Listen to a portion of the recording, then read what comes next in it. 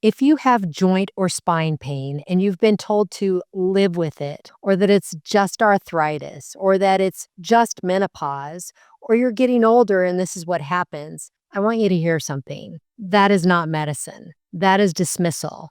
And you deserve a better conversation than that. Because the truth is, you have far more power over your joint or spine pain, over your inflammation, over your metabolic environment, over your candidacy for actual treatment than you've been told. The problem is the traditional system has one pathway: steroids until surgery, or worse, nothing at all. Live with it. Take an anti-inflammatory. Come back when you can't walk or lift above your head. That's not the only pathway. And this video is about the one that you've not been shown. I'm Dr. Tammy Penhollow. I'm a physician specializing in spine and joint care and regenerative medicine. And I work with active adults dealing with knees, shoulders, and spine problems who are trying to avoid unnecessary procedures. And if you're someone who wants to understand how to actually match what you're doing to what your body needs, these videos are designed for you. Subscribing just makes sure you don't miss the ones that build on this. Let me describe the system most patients with joint and spine pain are moving through,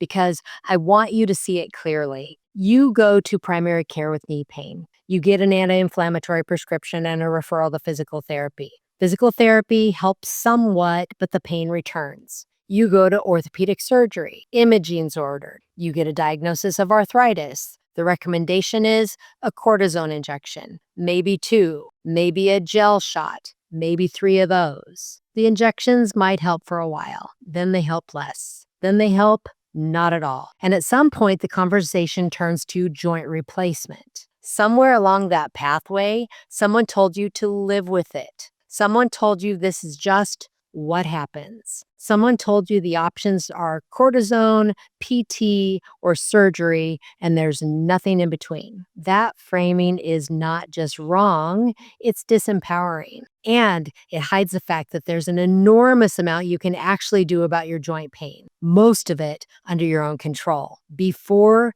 you ever need a needle or a scalpel. I want to walk you through the levers that you actually have, not vague wellness advice. Specific things that change your biology, your candidacy, and your outcomes. Number 1, your sleep. Tissue repair happens predominantly during sleep, and patients with chronic sleep disruption are not recovering the way they need to. This is not optional. It's fundamental. Fix your sleep, and you've changed the biological environment your joints are operating in. My current recommendation is to protect a consistent 7 to 8 hour sleep window and to put screens away at least 1 hour before bed. Not a hack, a foundation. Number 2, your stress response and heart rate variability. Chronic stress elevates systemic inflammation.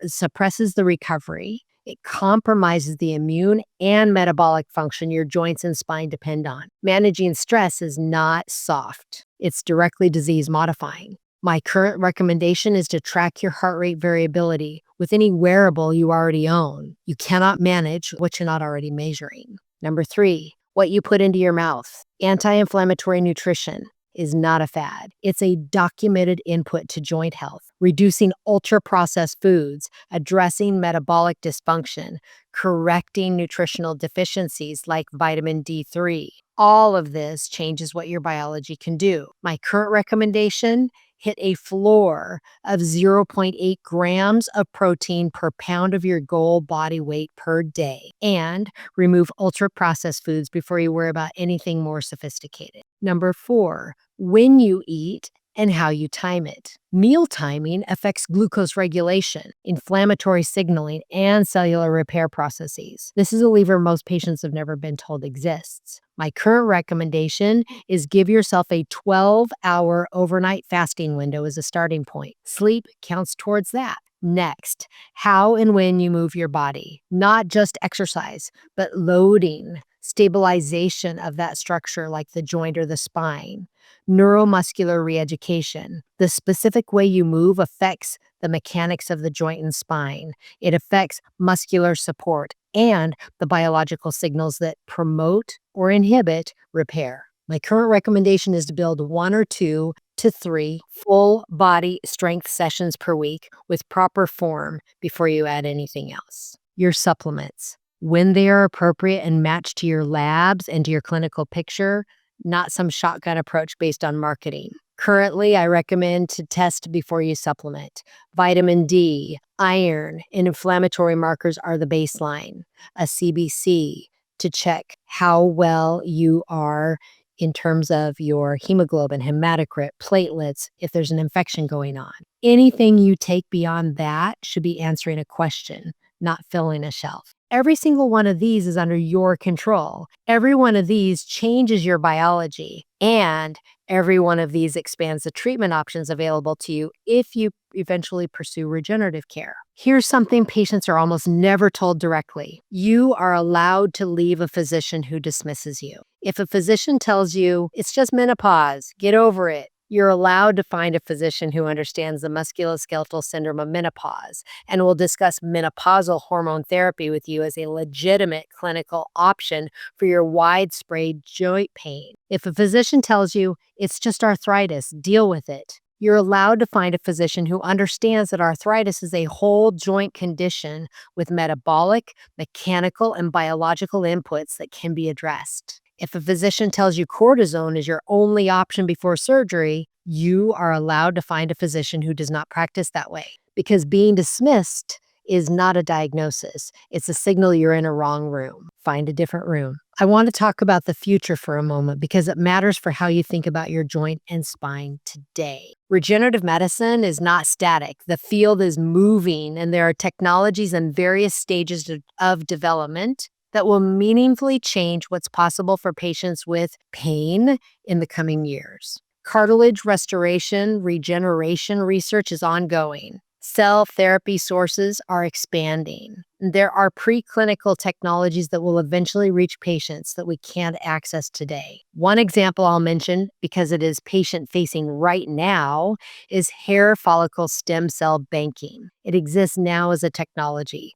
Patients today can bank their own follicle-derived cells for future use in regenerative applications that are still in development. That kind of forward planning is legitimate and is available. That doesn't mean everything is around the corner. It does not mean you should wait for this future treatment instead of addressing what you can right now, but it does mean the field is moving, and preserving your options and preserving your biology through the choices you make today matters for what may be available to you tomorrow. Hope is not naive. Hope, when it is anchored into what is actually happening in the science, is a reasonable clinical stance. So if you're going to be a savvy patient, you need and you deserve to know what the right kind of evaluation actually looks like. Not because I want you to shop physicians, because I want you to recognize the difference when you see it. The right physician takes a real history, not a checklist, a conversation, your history, your goals, your prior treatments, your symptoms and details. The right physician performs an actual physical examination,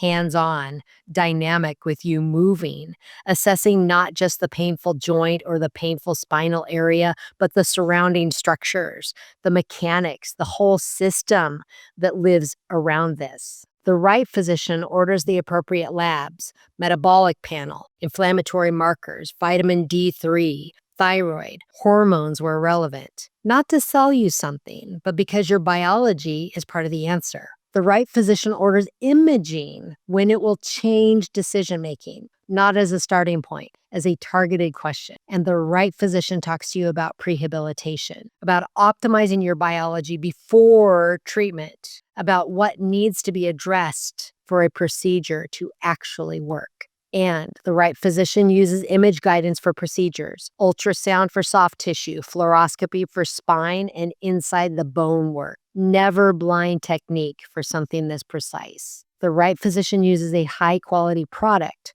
well-drawn, well-processed injectate, not some token volume from a low-tier kit. The right physician follows up because outcomes are a partnership over time, not a single procedure delivered and forgotten. If a physician does not do most or all of this, you're not being offered ceiling outcome care. You may be a candidate for something better than what's being offered to you. The mindset shift I want you to make is this. Stop asking, what can be done to me? and start asking, what can I do? You control your sleep, your stress response, your nutrition, your movement, your recovery. You control which physicians you continue to see and which you leave. You control what questions you ask, what treatments you accept, and what you refuse to settle for. Being a patient does not mean being passive. Being a patient in this system means being a savvy consumer of your own healthcare, holding physicians to real standards and refusing to accept dismissal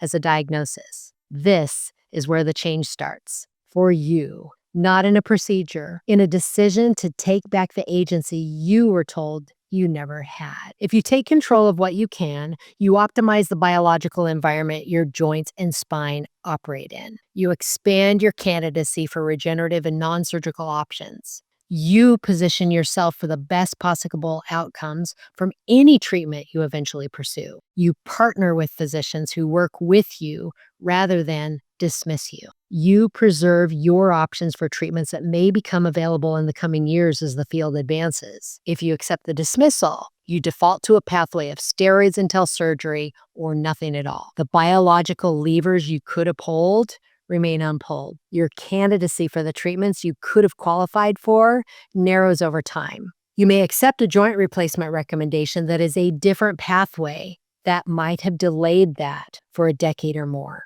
The difference between the two paths is not access to special procedures.